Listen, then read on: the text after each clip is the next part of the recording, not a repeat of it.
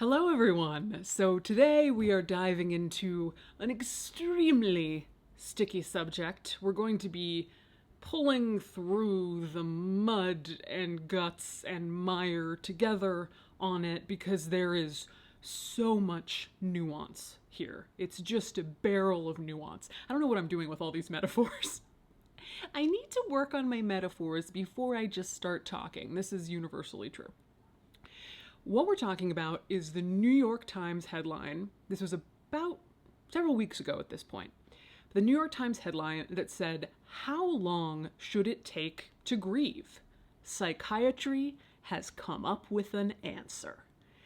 Which is already clickbaity. It makes it sound like there's a cabal of psychiatrists who are like, 47 days of mourning. That's what we've decided. It's 47 days of mourning. Not one day more, not one day less. Any more and you're troubled. Dollars to donuts, that's not what the article is actually going to say, and there's not going to be an exact length of time that's diagnosable, but go off, editors. Something else that I want to say is I am not an expert on grief. It's very tied to what I do. Like if you went on Family Feud and they said 100 people were surveyed and what are the top 7 things that you do with a corpse, which is what I do, right? Like, whoa, what do we do with the corpse?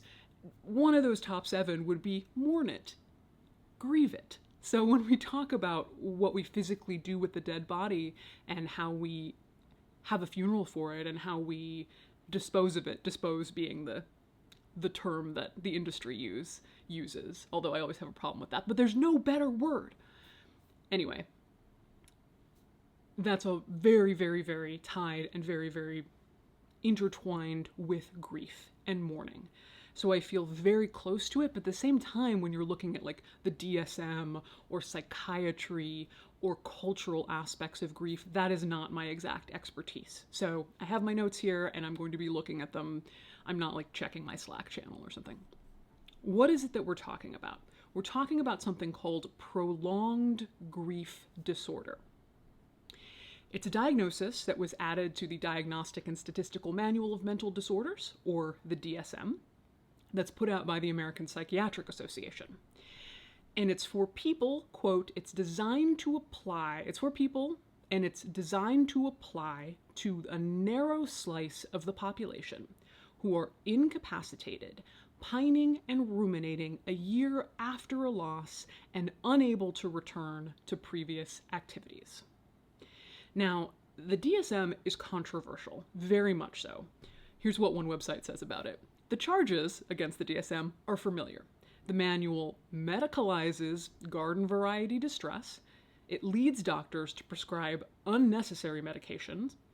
It serves as a cash cow for the association, and so forth. I always relate to just calling some big organization a cash cow. I'm like, that sounds right. My little tinfoil hat goes on. But the argument on the other side, of the people who support the manual being updated and continuing to use that as a source, as far as I understand, is that they want to keep things standard with the various diagnoses. They want to understand the diagnoses in a standardized way, and for insurance purposes, because you need to have a clear diagnosis to unlock the money for insurance and to get the treatment covered financially. So those are the arguments for and against, as I understand. And grief is something that the DSM has been engaging for years. Historically, it had a lot to do with the intersection of depression and grief. And say your partner dies and it looks a lot like depression for you, but actually it's because your partner died 3 months ago, so let it ride in that case. Don't medicalize it. But when does that start to change? And that's really what's being addressed here. So in the New York Times article, there was this statement. Since the 1990s, a number of researchers have argued that intense forms of grief should be classified as a mental illness, saying that society tends to accept the suffering of bereaved people as natural, and that it fails to steer them toward the treatment that could help. I don't know that I agree that society tends to accept the suffering of bereaved people as natural. Do they? Is that your experience? In some ways, in most ways, I think it's quite the opposite. If our suffering and grieving was seen as so natural, why do we tell people, bereaved people, that they have to be back at work in 2 days? And why are we constantly telling people to get over it or wonder why they haven't gotten over the death? If grieving is so natural. As an aside. So the reason I wanted to talk about this is after the article came out, I saw a flurry of Instagram posts and tweets about this, all quite upset. And the passionate message behind it seemed to be, my grieving is not a mental illness. Do not medicalize or marginalize my grief. And this is 100% fair. For those who don't want grieving treated as a mental illness, there was a quote from another doctor in the article that said, "It just seems like you're pathologizing love." And I have a lot of sympathy for that overall framework. So setting aside the claim that society just accepts grieving as totally natural, which I don't think they do, let's focus on the specific issue of researchers who believe that grief should be seen as a mental illness. What I do think is missing from the online conversation about it, having done more research, and it's actually presented fairly well, despite the headline, it's actually presented fairly well in this quite long New York Times article, and I recommend that you read the whole thing, is that the doctors are not talking about pathologizing or medicalizing all grief. Not at all, in fact. The actual criteria of this prolonged grief disorder, it doesn't say that if someone's still grieving after a year, boom, you got it. You have it. Prolonged grief disorder, that's you, buddy. They don't say that. They just name the 12-month mark as the period when you can even start to look for prolonged grief disorder. If you talk to people who have experienced a difficult death, a child, a partner, they never get over it. They never stop grieving. And that continued remembrance and conversation with their grief is not a disorder. And the DSM, I don't believe, from my understanding, that's not saying that's a disorder. It would only be a disorder if after 12 months, for example, the griever, and here comes the criteria, if the griever after 12 months still can't accept that the person has died, is in intense emotional pain, is numb, and can't return to friendships, work, life, can't plan for the future, feel that life is meaningless, etc.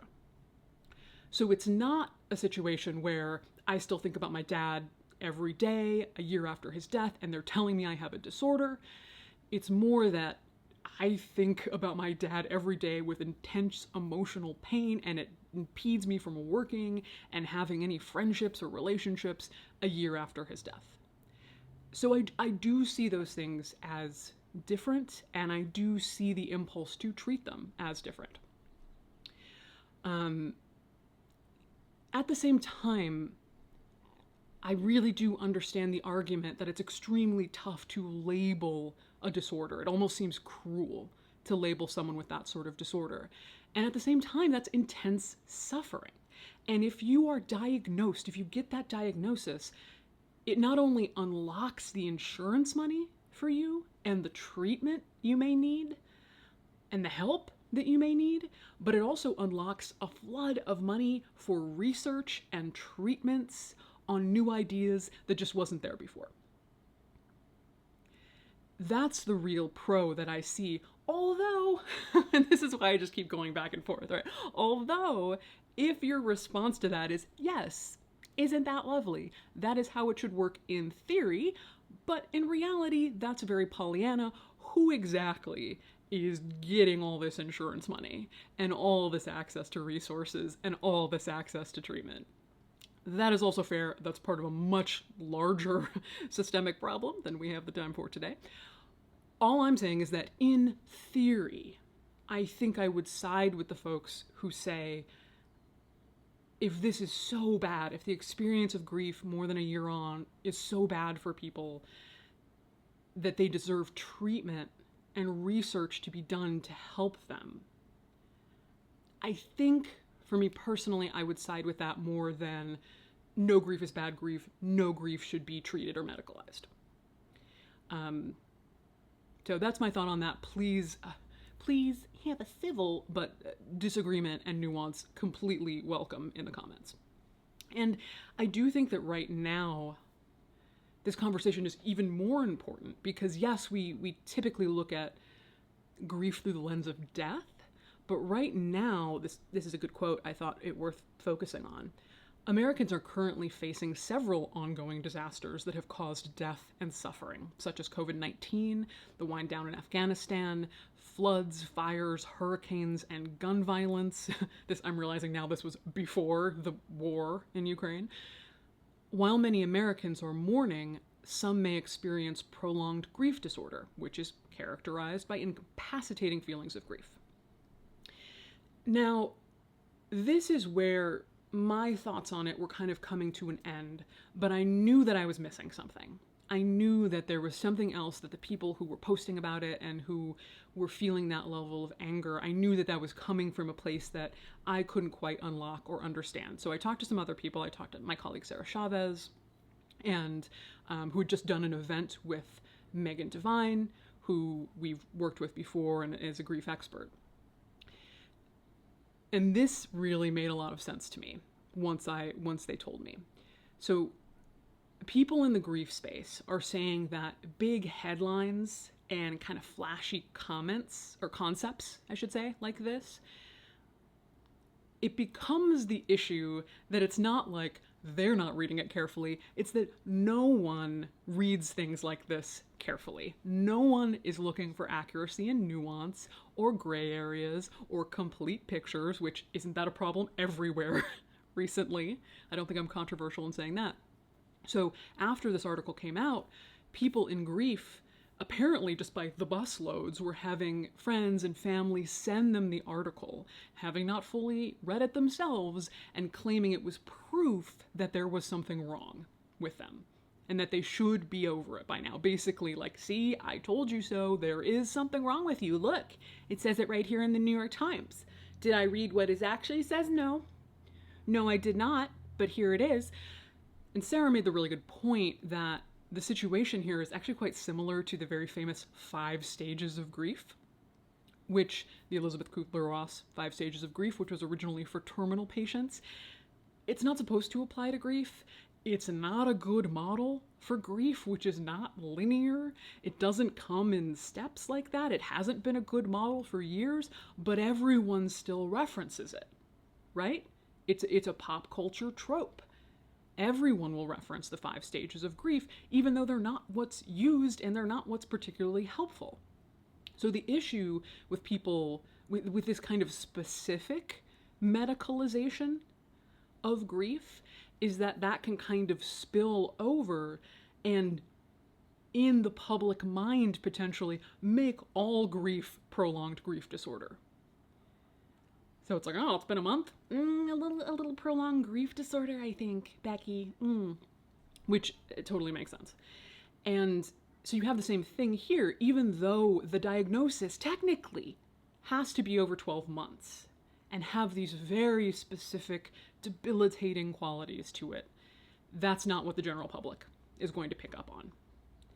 They're going to pick up, if you're still talking about your dead mom 2 years later, prolonged grief disorder. So what can we do? If you have someone in your life who is grieving, a reminder that fresh grief can be real and is real and raw and doesn't have to look anything like you expect it to. And you can support and you can ask questions and you can acknowledge their pain, acknowledge their grief. If it's been over a year and they're still in pain, that doesn't make it prolonged grief disorder. This is something, the continued conversations around the person who has died. There are many other cultures that give the time and the space for that. special days of remembrance, special weeks of remembrance, times of the year. You know, it's an ongoing relationship with their dead, and we do not really have that. We have tamped that down and squashed it in, I don't know, Western English-speaking world countries for the most part, at least in like the kind of corporate generalized world. So I'm not making a blanket statement on that, but I think you understand what I'm talking about. And I suspect that lack of open space to grieve publicly with recognition for someone's pain may be a source of how bad it gets for some people. The prolonged grief disorder may very well come not from this like natural acceptance that we all have for death, but from the lack of acceptance that we have for death as an acceptable public conversation. Their grief is not allowed to be integrated. And that may be part of what puts them into such an intractable place that ultimately needs treatment.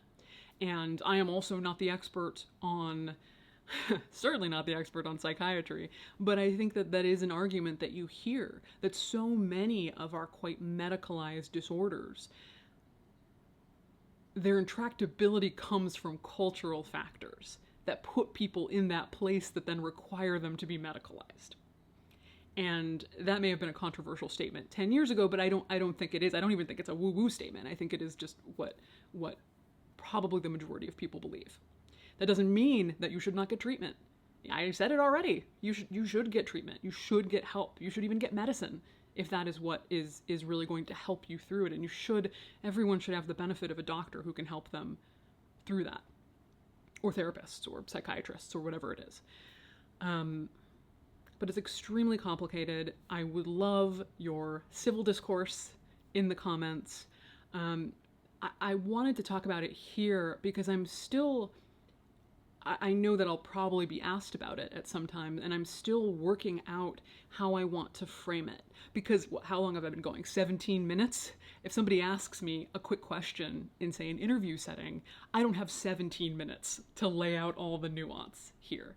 And so, as an advocate and someone who's asked these questions, I'm trying to work out how do I compassionately say what's going on here, why it's happening, without contributing to any stigma around grief, which obviously is the last thing I want to do.